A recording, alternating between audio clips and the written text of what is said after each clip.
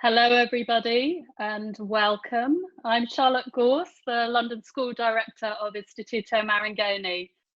Welcome to our first virtual In Conversation with for Marangoni London. For those of you who've not joined this series before, the series is bringing together eminent industry leaders from the world of fashion and design to critique not only what brought them into their position that they're in today, but also what perplexes them about the world that we live in. Today is a special day because today is our first global moment together since COVID-19 challenged the London School, and we moved without business interruption online. So we are geographically scattered, but we come together tonight in a common cause. And that common cause is to be dynamic, creative, adaptive, and to work out together how to build a brighter and better version of the world that we still hope and believe and have ambition for. So I'm introducing you effectively to your conversation leaders. We have Imran and Sinéad. Both are brilliant minds and fearless leaders, and they will undoubtedly provoke you to be more activist in your thinking. Imran Ahmed is a familiar name, I'm sure, to many of you as the founder, CEO, and editor-in-chief of Business and Fashion. And thank you, Imran, for co-hosting us tonight with BOF Live. And for any of you who's got tech problems, please just email events@bof.businessoffashion.com. And what we have today is a story really of Imran, which I was interested to hear how you begun writing on your own sofa in your own home. All things are cyclical. And how you were born in Canada, educated in the US, and are a British and Canadian citizen.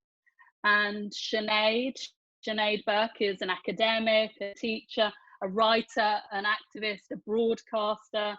Effectively, she holds up a mirror to the industry, asking us and seeking that we develop inclusivity and leadership in an integrated co-design strategy, which is for, with, and by marginalised communities. Sinéad was born and raised in Dublin, and I believe is currently completing her PhD somehow in amongst all of that other activity.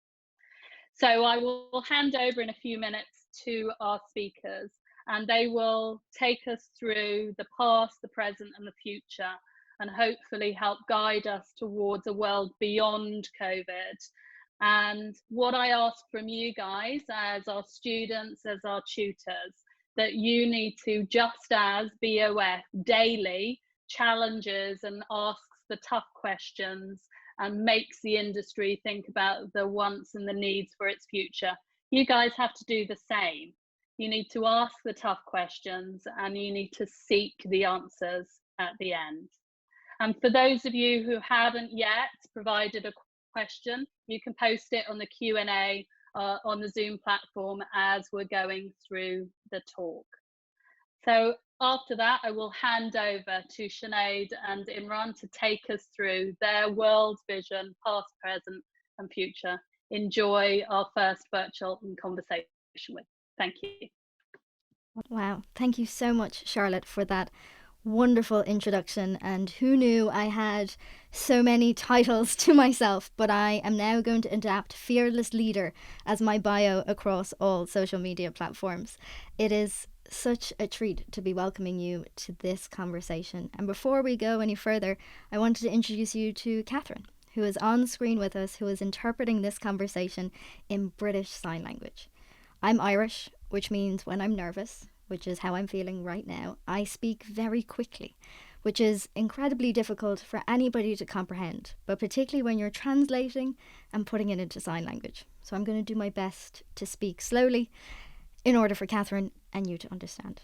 I am so genuinely very honoured to be participating in this conversation with Imran. And when he asked me to facilitate a narration of his life, I kind of thought he texted the wrong person. Our story began about 3 years ago, digitally, so it's lovely in many ways that we're returning to this. I got a phone call from Imran. He said that he had just seen my TED Talk about designing and including everybody within the process. The first question he asked me was, "Do you have any interest in fashion?" It was a question that I think he has since regretted asking, because the phone call didn't take 10 minutes, but about 2.5 hours. As I began to narrate to him that I had read The Business of Fashion since its very beginning and was not just intrigued, but had this insatiable appetite to learn more. So to be able to share with him in this is a real privilege. Imran, I'm fortunate to know you through lots of different definitions, but how do you describe yourself personally and professionally? Well, first of all, thank you, Sinead, for saying yes. It's true that our first ever interaction was digital, and we still stay in touch digitally. But we've gotten to know each other as personally and professionally over the years, and I'm really grateful that you accepted my invitation to host this conversation, because I think you're an excellent interviewer. So I look forward to this conversation. Um, I guess personally and professionally, I don't see a separation between those two things. But since you've asked the question that way, I'll respond that way. I mean, personally, I'm of Indian heritage. My parents are from East Africa. My mother was born in the foothills of Mount Kilimanjaro in Moshi, Tanzania, and my father was born in Kisumu, Kenya. And 4 months before I was born, they moved from the middle of summer in East Africa to the middle of winter in Canada, to the foothills of different mountains, the Rocky Mountains in Calgary, Alberta, Canada. And I grew up in quite an idyllic, wonderful place. Calgary at the time, and still is in some ways, is a small city, but it was a safe, happy, sometimes cold place to grow up. And I grew up nurtured by my parents, and they brought me up in Indian culture with speaking Indian languages at home. But I was always Canadian first. And so although I have this heritage of being Indian and East African, I grew up thinking of myself and identifying as a Canadian. More recently, well, 20 years ago, I moved to the UK. And I didn't realize it then, but this place, this country would soon become my home. And I've now lived here pretty much for the last 20 years. And so being British is also part of my identity on a personal level. Professionally, when I have to fill out that little card when I'm able to travel, I'm not able to travel, but when I'm entering certain countries and they ask my profession, like you, there's so many different things that can describe the work that I do, but I guess in one word, I describe myself as an entrepreneur. And being an entrepreneur means you are someone who builds things. You build off of ideas, you build teams, and you build businesses and organizations. And so being an entrepreneur has become kind of the driving force of my professional life now. But there's so many things that includes. That includes being an editor. That includes being a speaker and a orator, someone who likes to convey his ideas to large groups of people through my writing or through my speaking. But it also means someone who's trying to connect with my purpose and find, and that's been a long journey that's brought me to being able to do all of these things. And I guess that's going to be part of what we talk about today, I think, is finding your purpose. So that's kind of an extended answer to the way I would describe myself. I'm intrigued. When I was a child, the only thing that I wanted to be and do when I was older was I wanted to be a teacher. And I think I said it from my very first day of school all the way through. And I did. I was a teacher, and my career has taken a path that I couldn't have predicted. Probably because back then the job that I'm doing now didn't exist. But being an entrepreneur has such modern lexicon to it. When you were a kid and somebody asked you what you wanted to do, what did you say? Oh, it depended on when you asked me. So my dad said the first thing I ever said I wanted to be was a garbage man. Um, Very useful in these times, a key I'm not worker. sure. I'm not sure why. But over the years, I was trained in the performing arts. So there was a moment in my life when I thought of myself as someone having an acting career. I spent a lot of time on stage growing up in choirs and musical theater and drama and public speaking. Um, and then I also, in the early days, I was already attracted to entrepreneurship. I was part of this organization called Junior Achievement, where you set up a company. And I think I was probably 15 years old, and you sell shares in the company Right. for, like, at the time it was $5 Canadian each. And the first company I ever ran, we made Christmas gifts, which were jars filled with candy, which we decorated and tied with ribbons and wrapped up in a department store in Calgary. And I did junior achievement for many years. So I've always had a lot of different interests. And ultimately, when I was trying to decide what to study in university, I decided I wanted to study business because I was really interested in business. And partially because I couldn't find anything else that would enable me to think about all of the things that I was interested in. So I used my kind of first degree as a way of just exploring the world through the lens of business. I think so much of what we're going to talk about today is our shared experience of feeling like outsiders in a domain and in an industry and a world that we desperately wanted to be part of. But just going back to in terms of how you were brought up in Calgary and having a different heritage and a different wealth of experience and insight from home. Between school and growing up, were you code switching between almost different languages due to what your parents wanted to expose you to and what everything else was around you? Yeah, I can look back now and can understand that I had to switch codes Hmm. or switch avatars depending on the context I was in. So there was an Indian community that I grew up in or grew up with in Calgary. And when I was with that community, everyone else was like me. Our parents were immigrants to Canada. They had grown up in East Africa, usually. They ate the same food, they spoke the same languages, they shared the same values. And so when I was with them, there was a certain part of me that felt very comfortable. And when I was at school, in elementary school and in junior high school, there was really nobody else like me. There was not just in terms of my, you know, religious background or ethnicity, but also just in terms of my physicality. I'd always been the smallest person in the room. I'd always been the person who was put either right at the end of that school photo or right in the center. I have And no idea again, what that experience is like, Imran. I mean, yeah, I'm sure you can relate. And so, you know, I think looking back now, it wasn't something I realized then, but looking back now, I can understand that having to switch between those different worlds um, was something that I became very adept at.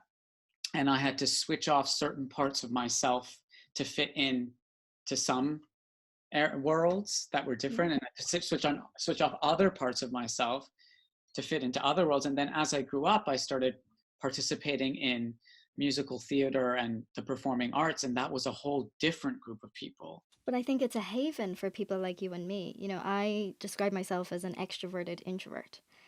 I think the world has made me be an extrovert. I think I grew up with the very clear understanding that due to being disabled and being a little person, that I was the center of attention. And that was without my consent. People would look at me, they would be curious about me. And I remember being very young, having to make the decision whether this was something I would embrace or if this was something that I would shy away from. And I think that is what allows me to be in public spaces, to take on the role of communicating things that don't just affect me, but in broader communities. And I imagine it's the same for you, that it was what became initially a defense mechanism was in turn the making of me and my career. But I'm never more happy than almost in solitary confinement, spending time just in the safety of myself or my loved ones. And managing the duality of that is a challenge, but I think the various parts of my identity have made me be that person. But I want to skip on a little bit in terms of moving on to coming out of school, having studied business, having understood the way in which business could be a lens to view the entire world. When was it that fashion really became important from a business perspective to you? Well, that was really early on, actually. And I, I was first I mean, in Calgary, I don't know if anyone today is joining us from Calgary, but Calgary is not a city that has, you know, a fashion culture. At least it didn't back then when I grew up there. I guess the world is different now and we're much more connected and people have more exposure to things that might not exist physically proximate to where they are. But back then, you know, my only channel towards fashion was this gentleman named Tim Blanks. And he had a television show in Canada that would come on every Saturday. And Tim, I mean, many of you probably know Tim and I now work together. I have the honor of working with him. But he was my kind of fashion hero growing up. And he had this show called Fashion File on the CBC, which is Canada's version of the BBC, the Canadian Broadcasting Corporation. Excuse me. And Tim had this show which basically showed fashion not just as runways, but as this cast of characters and people in this industry that had all of these different types of people who made the industry tick. And even when I was 8 years old watching that show, there was something about it that fascinated me. But I never considered that as an option for me as a career because it was so far away. It was so distant. And there was nothing like BOF back then. There was no internet. You know, there was no one I could talk to who actually worked in that industry. And so the only window I had was 30 minutes every week. And it would be Tim in Milan or Tim in Dusseldorf or Tim in Paris or Tim in Toronto or New York talking to people who animated this industry. What was going on in your head the first time you met Tim in person? I was so nervous. I remember it was at a party and I had just started meeting people in the fashion industry. And I think the first 3 times I met Tim, he never remembered. He'd met me before.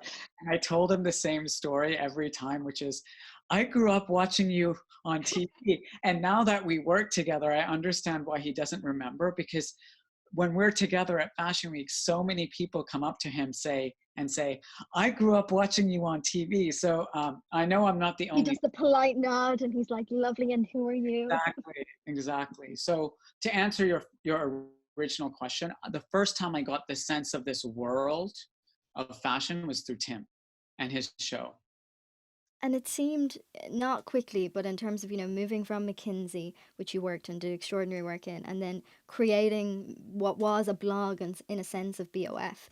You know, when you were starting out, did you have any definition for what success might look like? Or when did that begin to fluctuate?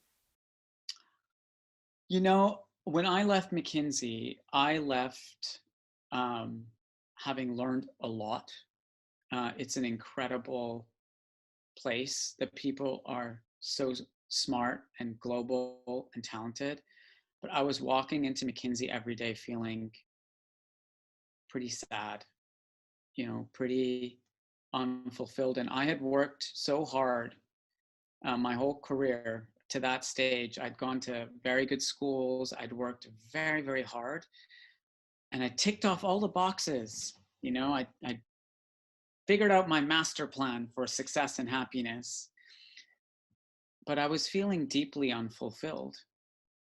And I realized after a meditation retreat I took, McKinsey very kindly gave me a sabbatical, and I did this 10-day intense silent meditation where I did not speak or read or listen to music or have any interaction with any human being.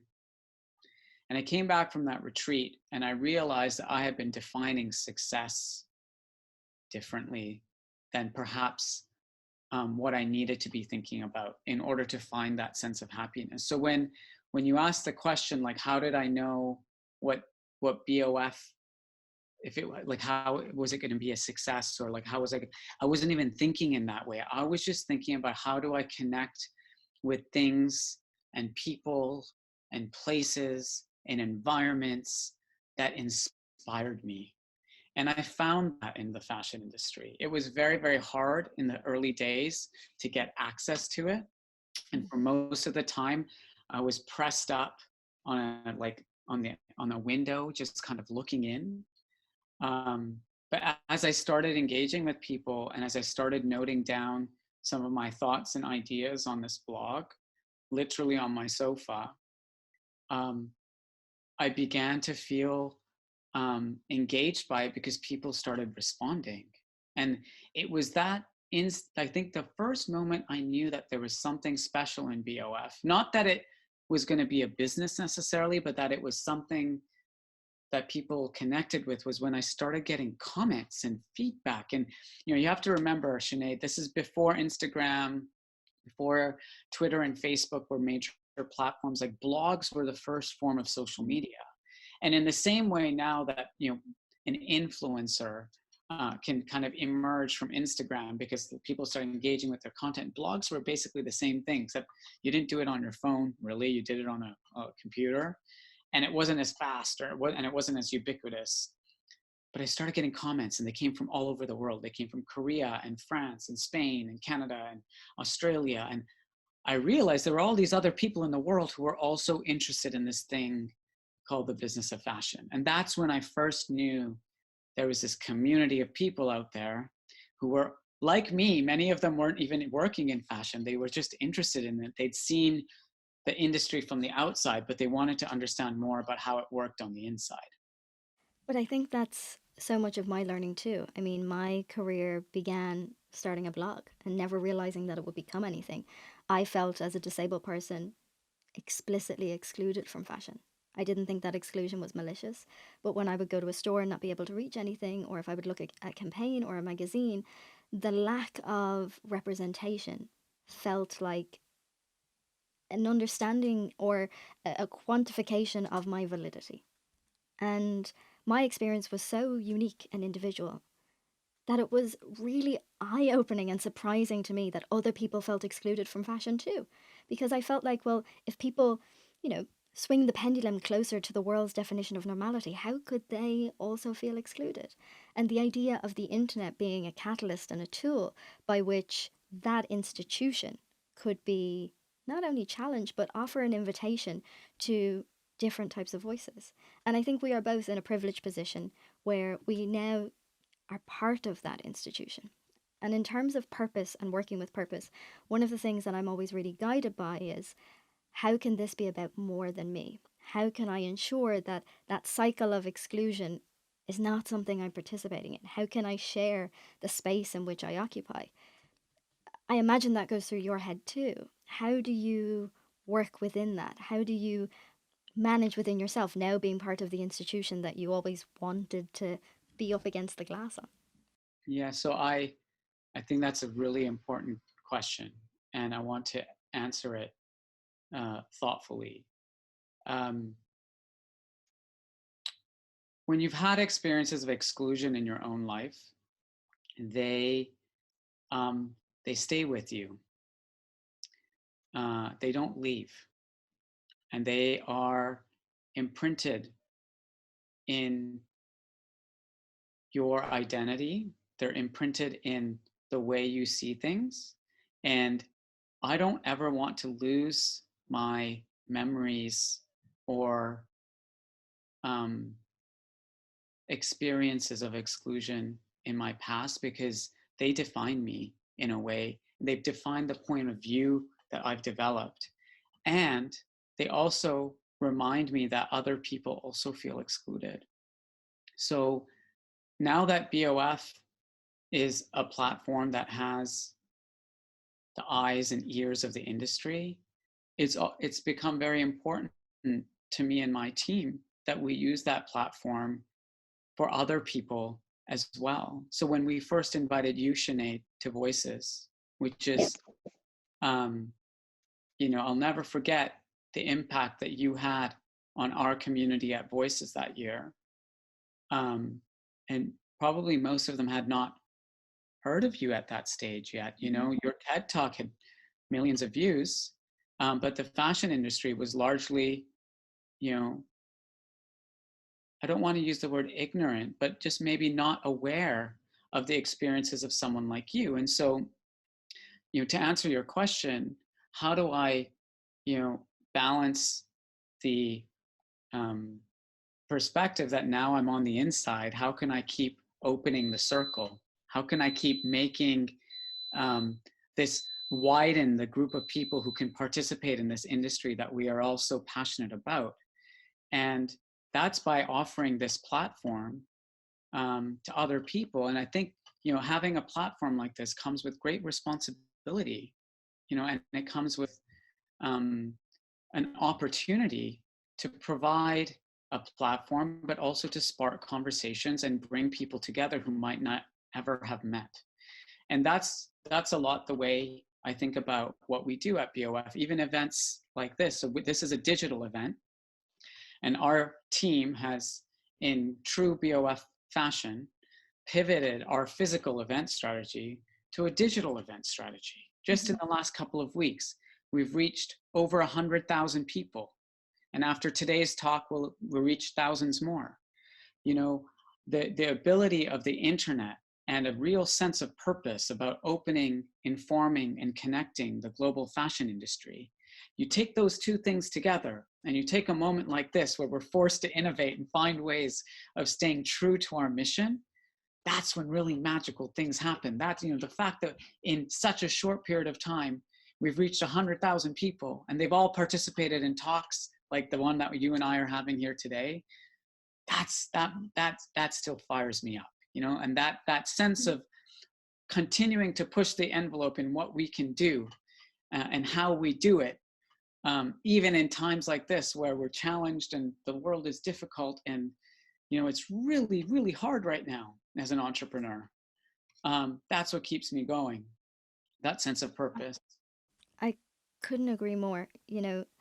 For me, I'm always trying to make sure of balancing that progress, whatever progress that you've been able to execute for it. And then ensuring that it's not just rooted in ego or vanity. And actually, if it's just about you, then not necessarily where is the legacy, but where is the progress for the people behind you. So I ask myself 4 questions. When I think about doing something, it has to say yes to more than one of these questions. So it is this part of my list of goals and objectives that I've always wanted to achieve? Does this pay the rent? Does this give back? And does this bring other people with me?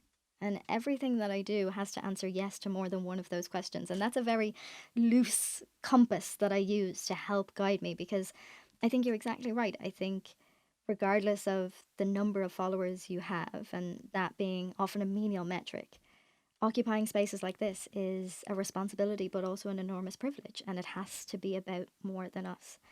I'm conscious that you mentioned there the time in which we are in. I am in my family home. I don't know if you heard the smoke alarm for dinner just going a few moments ago. We're all working from home, and it's a new My reality. dishwasher was just beeping, so it could have been that too. Our lives are very glamorous, very glamorous. But there are students watching this, or entrepreneurs watching this, who are nervous or fearful or anxious, and maybe they're concerned because their graduate collections will not be presented in the way in which they've always imagined, or they're worried that the industry taking on the rhetoric of diversity and inclusion up to now will no longer be a priority because we need to focus on profitability for the next quarter. I think there is so much uncertainty, and you and I can't predict the world that we're going to be living in. But I think everybody needs just something to help guide them in this moment, and not to place that responsibility on you, but I am. What do you think would be useful to hear? So I can only speak from my own experience. And as someone with a further on in his life, Not that much. with a few crises under my belt, I do have some thoughts to share on this, and I'm glad you asked that question. So, back when I was in business school, I had applied to business school. The economy was on fire. And shortly after I was accepted, the dot-com bubble burst. And, I got to business school and there were no jobs. And it was terrible. And, business school is expensive. And I was taking on a significant financial burden in order to pursue higher education. And then 1 year into my course, 2 planes flew into the World Trade Center. And I'll never forget that day because I was living in Boston. So one of the planes left from Boston. And it just felt like the whole world was falling apart. And on top of that, I'm Muslim. And there was a whole layer of identity crisis in that, trying to make sense of how people could do that in the name of my religion. And it was terrible. And, not only were there no jobs, there was this terrible terrorist act, thousands of people were killed. And I just knew that day, that the world would be different afterwards. But looking back on that moment now, the world certainly did change. And things passed. And with time, people healed.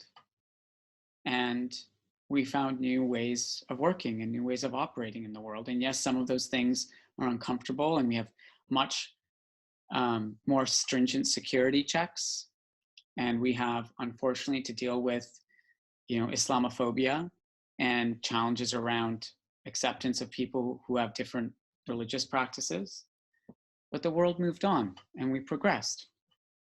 And then in 2008, 1 year after I founded BOF on my couch, and it was still just me, the world fell apart again. And this time it was the global financial crisis. And the stock markets, dropped into historical lows, and everyone was freaking out. It seemed like the entire financial system might collapse. And for weeks on end, nobody knew if we were going to get through it.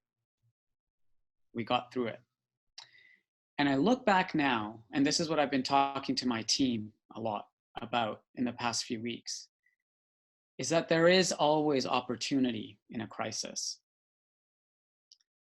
But it depends on your mindset. It depends on your actions. And it depends on your ideas.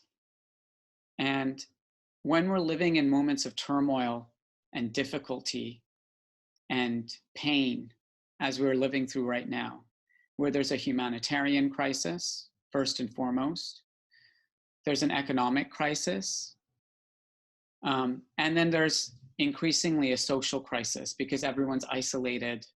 People are craving human connection. It's going to be really difficult. But what I encourage everyone to remember is that with the right mindset, with the right actions, and with the right ideas, you too can make it through it. Like BOF was actually forged, and it found its real sense of purpose in that moment of crisis back in 2008. And so now that we're back in a moment like that again, what we've been talking about internally at BOF is what's the opportunity for us in this crisis. And you may have noticed how the team has just flourished into this, this stream of new ideas, of article formats, of a live blog, of these digital events, of new commercial ideas, because our whole team has been trying to operate under this mindset that we can find a way to make our business work in this context. That same mindset, that same creativity, those same ideas, they can also apply to individuals. So for anyone who's at school right now, who's struggling and finding this really hard to navigate, you know, I hear you, I see you. I empathize with you because, you know, I've been through similar experiences in my life, but I want you to know that it gets better.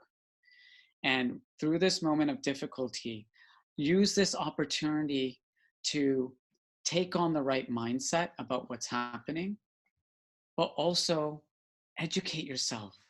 Use the opportunities and the extra time you have on your hands to do some online learning. You know, there's 674 people watching right now. Clearly, they've already got an idea that this is an opportunity to learn and be part of conversations. There's so much activity happening online right now. There's so many opportunities to connect with people out there. Sometimes people you know, sometimes people you don't know. There are opportunities to make the best of what is a very, very difficult situation.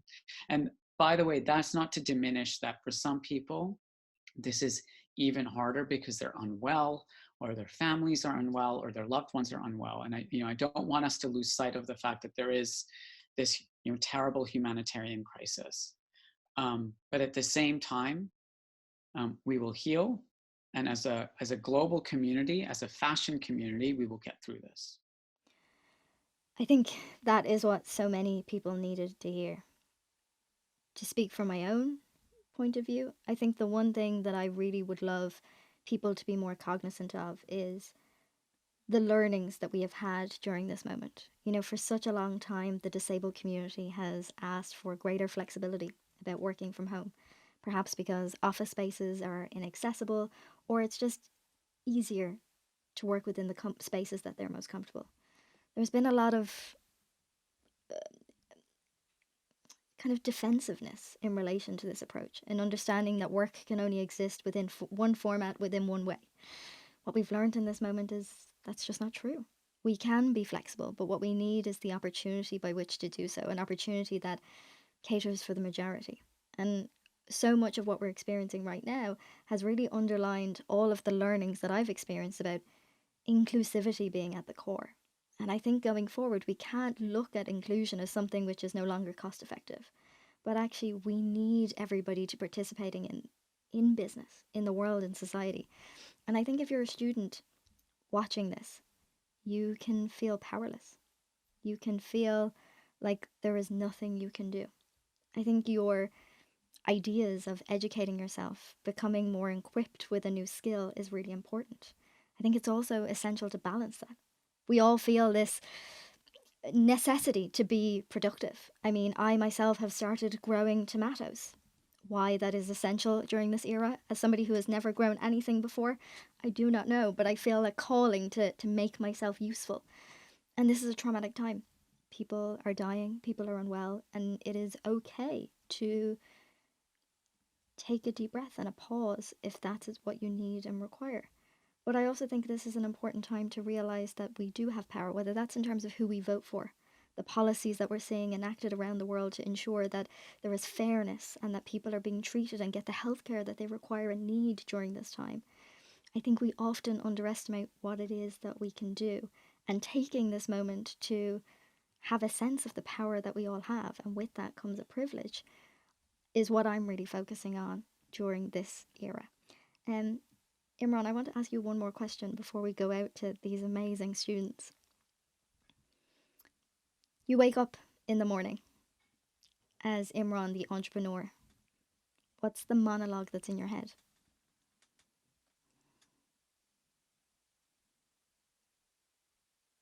That's a good question. It really depends on the day. I tend to wake up very early in the morning. I like getting up early because I like quiet to set an intention for the day. That intention is different some days. Like some days, you know, even in the past few weeks, I've, like many people, have felt anxiety. Other days I'm feeling super energized and creative because this current experience brings me back to those early days when I was working from home, writing BOF. So there's so many different emotions that we wake up with every day, but I think I just try to check in with myself every morning and just figure out, well, how am I feeling today? I don't have a monologue per se that's repeating on repeat. That monologue is changing from day to day to day, depending on how I'm feeling. And some days I wake up, especially.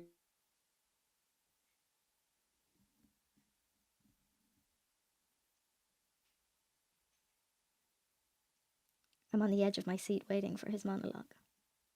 But whilst Imran is perhaps interrupted and we reconnect momentarily, I think if I had to have a monologue for this difficult time, it's reminding myself that I'm okay.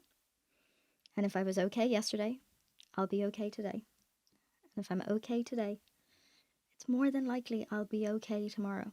And just reminding myself that I'm enough and valid exactly as I am. And I think that really helps remind me of my place in the world and my value in it, and that I have something to contribute, or a necessity to just be calm and restful and peaceful. Imran, I think, is still frozen. Thankfully, we have Catherine still interpreting. But we're going to bring Victor up to ask his first question.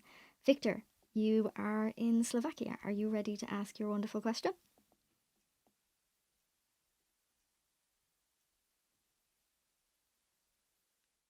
Victor is en route, hopefully not from Slovakia, due to social distancing, but it's coming in just a second.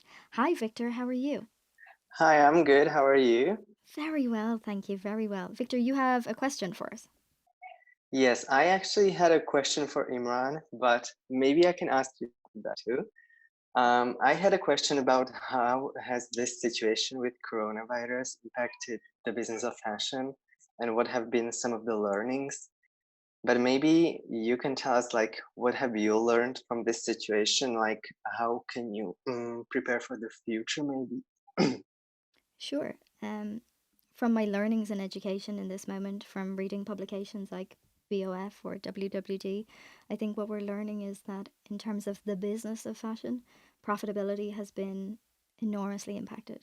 If you look at the reportings, and we're in April now, so coming through are the statistics for the first quarter.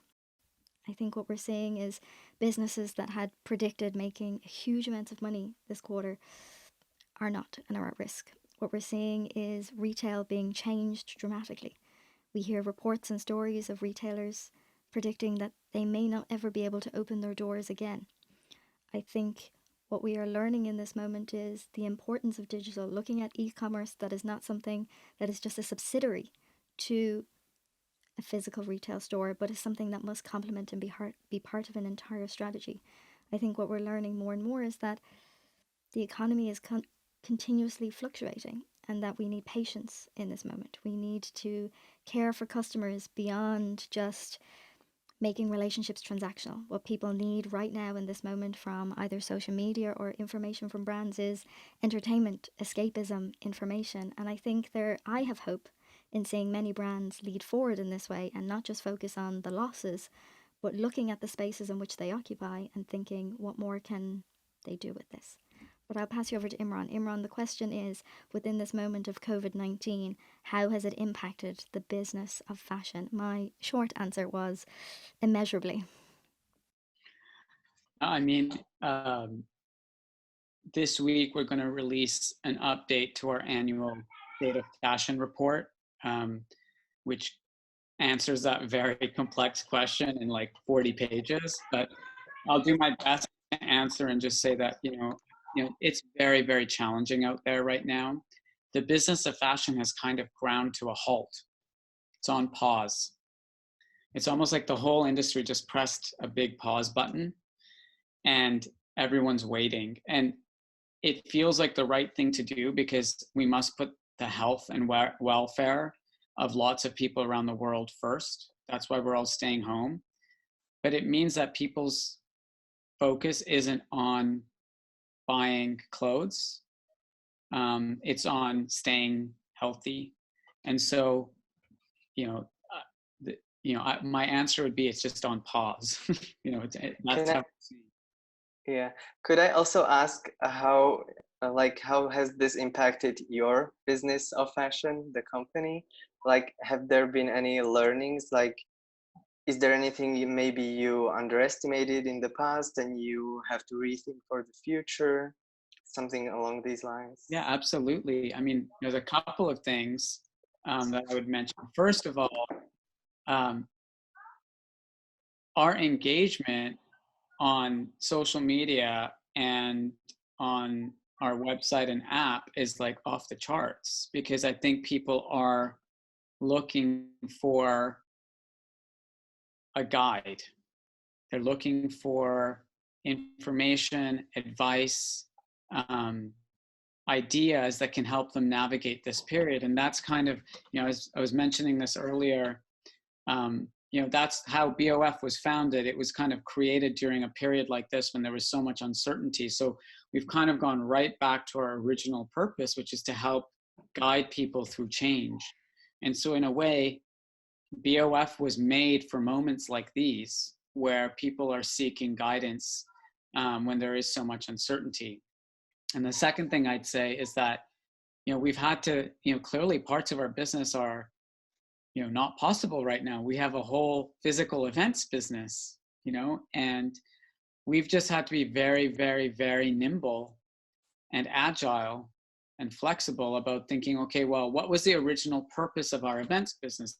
The original purpose of our events business was to create a sense of community, was to share ideas, was to exchange feedback. And so very quickly, our team pivoted to these kinds of events. And yes, I can't, shake your hand right now, Victor, but I can see your face. I've seen your name in our comments on social media before. I know you're a regular commenter. I know you. Yeah. I feel like I know you, because I've seen that you've been part of our community now for some time. And so, first of all, it's nice to put a face to your name. And second of all, that's what these events, physical events, are about, but we're getting this experience digitally. So that's how it's changed our business. We've just had to really turn everything upside down and try to do the best we can in what is a very challenging moment. And do you think we Thank you can so still much. expect the print issue? Victor, my apologies. I'm going to have to cut across you only to give time to others. But thank you so much. Those were wonderful questions. I really appreciate it. Up next, we have Camille from Belgium. Whilst we say goodbye to Victor and bring Camille in from Belgium, I think you're exactly right, Imran. I think also what we're going to have to look at is supply chains. We have so many challenges with either stock and process, and also looking at labourers and employment and how people will continue to be paid during this challenging time. I think we are definitely on pause. I'm interested to know when it'll all be reset. Camille, how are you? We would love for you to ask a question today. Hi to tune in, and thank you so much for such a fruitful conversation. I'm so glad to talk to you today. And my question is also related to fashion business and COVID-19 crisis. I was just also thinking about the business ethics recently, and I was thinking, what will fashion brands do and how will they reshape their strategies looking forward into the future? So looking back at the history, after each crisis, we still have economic activities getting back in place, and we have people, getting back to shops, and consumerism is back, as it was. So my question is whether fashion brands will really do something very, very visible. Will they, for example, fast fashion retailers, will they reshape their strategies? There's been a lot of speculation about fashion weeks, whether like spring, summer, and autumn, winter will be like taking at once, whether big fashion groups, LVMH, Kering, and others, will they do something, will they set certain funds to help the next pandemic if it happens? So, I mean, there is a lot of debate what will happen next, but how do you think this is really going to happen? Whether it will be just like as a marketing strategy, or you foresee some real changes happening in the retail chains, or anything sort of like more valid, something that we will expect to happen? Thank you. Shall I go first, Sinead? Please do. Okay. I think that depends on all of us. And just as there was an opportunity in a crisis for individuals or for a company, there's also an opportunity in a crisis for an industry. And, I have to tell you, my inbox has been flooded with ideas from people around the world who are thinking the same way as you, Camille, who are asking the same questions, who are wondering if we've been an industry that's been focused on unsustainable overconsumption, if we're an industry that's been reluctant to change because we're wedded to things that don't make sense anymore, like Fashion Week. There are so many different questions out there about what the future of the fashion industry will look like, and it's going to depend on all of us to define and shape that future. It's not going to be one company or one individual or one media publication that's going to shape the future of fashion. It's going to depend on all of us. And I think there is a great opportunity for us here. I think there are some things that definitely need to be revisited. And, I look forward to having that discussion and for BOF to play an important part of that discussion. I cannot predict what it's going to look like. This is not a time for predictions because we are living in a time where everything is changing so quickly, but I can certainly say that I do think there's an opportunity to make some significant shifts. I would love every consumer and every person within the industry to ask just two questions. What do we stand for? And who is not in the room? And I think by having to answer those things, what is the purpose behind not just a business in this moment, but the choices that we make? And what types of people are being allowed to shape that vision? And how can we ensure that that is reflective of a customer base or reflective of a wider world? I think will help us stay truer to what we need in terms of this next phase of fashion. Camille, thank you so much for your question. It was absolutely wonderful. We are going next to Italy and speaking to Lisa Nan in Italy, who will join us just very shortly. One thing I'll just add while we're waiting, Sinead, is I think this opportunity we have is going to help accelerate conversations and change that were already creeping in.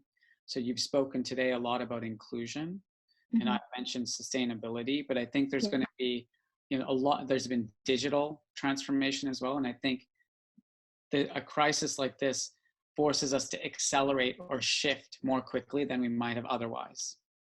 And kind of brings in that circular economy that I think lots of people have been talking about investing into fashion. So it's going to be important. Lisa, please ask your question. Thank you.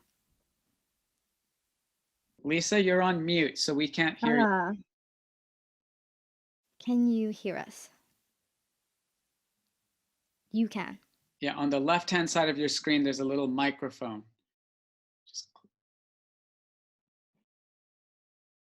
Let us figure this out. So Lisa, do you want to type your question in the chat? Yes, and I can read it out. Yeah. And Imran and I will entertain each other with facial expressions in the interim.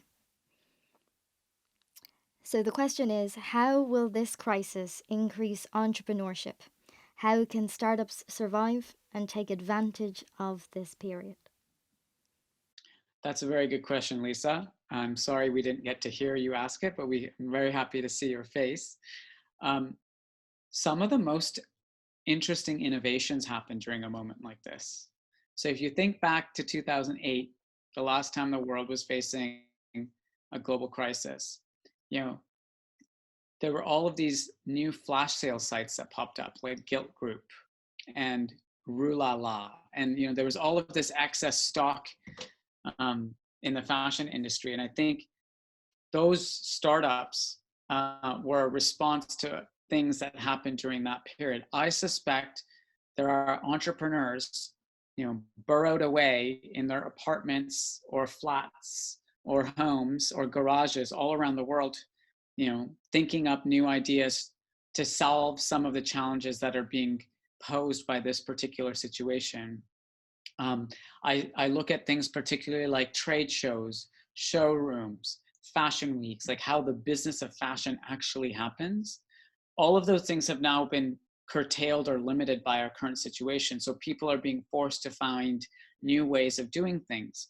And in doing that, in finding new ways of doing things, there may be good business ideas. So for entrepreneurs out there who are thinking about ideas, I encourage you to focus on like, where are things blocked and how can you unblock them? Because that's where the opportunities will be. Lisa, thank you so much. I really appreciate it. Next, we go to Joshua. And just to add on that point, Imran, you know, I think so much of what we have talked about today is about capitalizing on this moment in some ways. And I think it may also be important just to take a second to reflect on, you know, I'm incredibly inspired by, particularly in fashion, the brands who are very much a part of the institution of this industry or who are a young brand and aren't just asking how they can make the most of this moment, but they are asking, what can I do to be useful? How can I, you know, whether that's Christian Siriano in New York converting his team and ensuring that they maintain employees, but whilst also making masks. And I think that level of camaraderie, that level of understanding that we are all part of something bigger. And this moment may not be about profitability, but what it is about purpose and ensuring that we all do something. And the two things aren't necessarily mutually exclusive, right? There's some amazing business ideas that happen to give back and progress things, but also have a business model underlying them. So actually, that's where a lot of magic can happen. Okay, I see Joshua's joined us. Hello. Hi, can you hear me all right? Yeah. Yes. Okay, great. Thank you for this amazing conversation. My question is more about taking a visionary approach to fashion. In 2010, I launched a menswear brand that my vision was a fashion industry that didn't harm animals. And so I've tried to make that really come to life over the last decade. And my question to you is, how do you envision a fashion industry that centers something like innovation or like compassion or like functionality or health? What does that look like as opposed to an industry that so often only centers profits at any cost? Yeah, we've been thinking about this a lot at BOF recently, and maybe you've been following some of the conversations around stakeholder capitalism, which I think is a really interesting and powerful concept. And I think, you know, traditionally, you know, and those of us who've studied business, the primacy has always been about shareholders. You know, the primacy has been, I'm serving shareholders first. I'm optimizing or maximizing shareholder value. And I think where the conversation has begun to move is towards stakeholder capitalism, where of course, as a business, you have accountability to shareholders, but there are other key stakeholders in your community, in your business that you need to think about as well. So there are employees, there's your immediate community around you, and then there are animals, and there's the environment, and there are other stakeholders that we have to keep in mind. And I was really quite inspired to see that I think 300 CEOs of big international American corporations signed a letter recently that was in the New York Times that talked about how building businesses are no longer just about making money. And, you know, the way we're talking about it at BOF is about building responsible businesses. You know, that's the language we're using, and stay tuned for more from us on that. Because we feel like there's a real conversation to be had around building and creating responsible businesses that think about more stakeholders than just shareholders. Joshua, thank you so much for your question. And, one kind of final point that I'd like to add, as somebody who defines themselves as an advocate within the space, I constantly teeter that almost tectonic plate of trying to ensure that what you're doing is creating opportunity, visibility, and change within an industry, but knowing that it needs to be profitable in order to survive. And just to echo your point earlier, Imran, that form of creativity versus capitalism, they don't have to be separate. There can be a way in which you can create innovative, inclusive cultures that also produce profitability, whilst it may not be the priority, but still at its core has its emphasis on people and the world around us. Those are all of the questions from the audience that we have time for today, and you and I have run out of time for this conversation. I will let you have the final word, but I just wanted to thank Catherine for joining us on this call. I imagine she will need a rest because we spoke so fast and at such length. Thank you so much, Catherine, for joining us on this call. Imran, I'll hand over to you to say goodbye. Well, first, I just want to thank you, Sinead. That was a really enjoyable conversation for me personally. I wish we could keep going. So thank you for your time and for putting such thought and careful preparation to the way you approach the conversation. I expected nothing less. I want to thank Istituto Marangoni for hosting this conversation and to all of you for joining. I just want to echo one final point of view here, which is, I know everyone's feeling quite anxious and uncertain right now, but I really believe that there is a better and different and changed fashion industry awaiting us. It's just our opportunity now to go create it. So I'm counting on all of you with all of your ideas to be part of that change. You have the opportunity and the privilege and the platforms to do so. And so please, share your ideas, use this opportunity to think about how you can invent and create a better fashion industry. Thank you for joining us for BOF Live. Thanks again, Sinead. And I guess that's all. Bye.